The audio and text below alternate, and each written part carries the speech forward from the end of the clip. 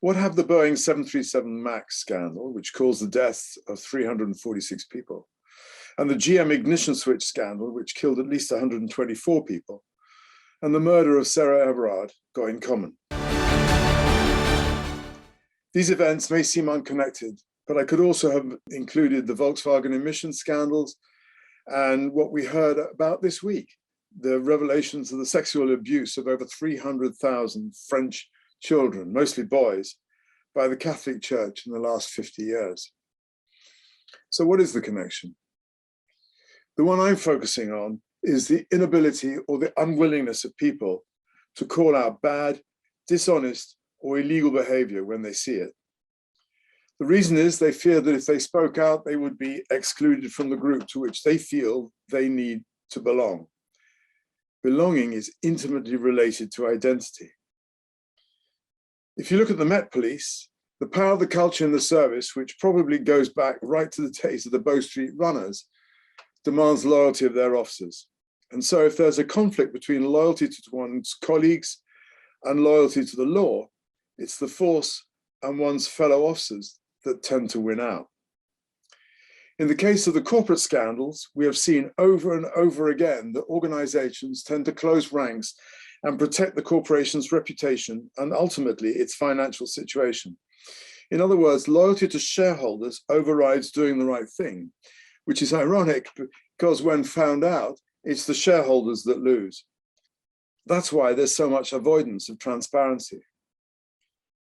Not long ago, I was sent an invitation to attend a reunion of a course that I did many years ago.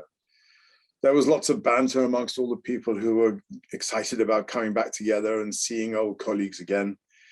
And amongst all the email toing and froing, one of the alumni put up an email which showed an incredibly misogynistic picture.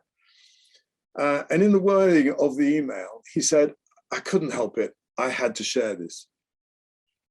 And I was offended, but I noticed my hesitation in calling this out because I knew, or certainly I feared, that if I did that, then I would be, if not pushed from the group, I would be very unpopular because I had said something that went against the grain.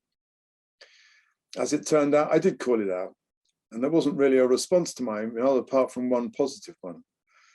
There was really just silence. And then there were little attempts at humorous comments a bit later about being a bad boy or something. And we do that.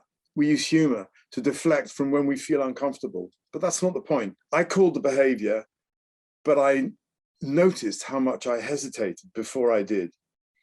And that's the problem. The fear of being unpopular, the fear of standing out so that you're disliked prevents us often from doing what actually is right. So what's needed is the willingness and the vulnerability to express a disagreement with what we are witnessing when we see something and actually goes against our greatest values. And this calls for great courage. So that's my thought for the week. Let's all try and have the courage to do what's right, not necessarily what protects our egos. My name's Thom Dennis. I'm the CEO of Serenity in Leadership, and I'll see you next week. Thanks. Bye.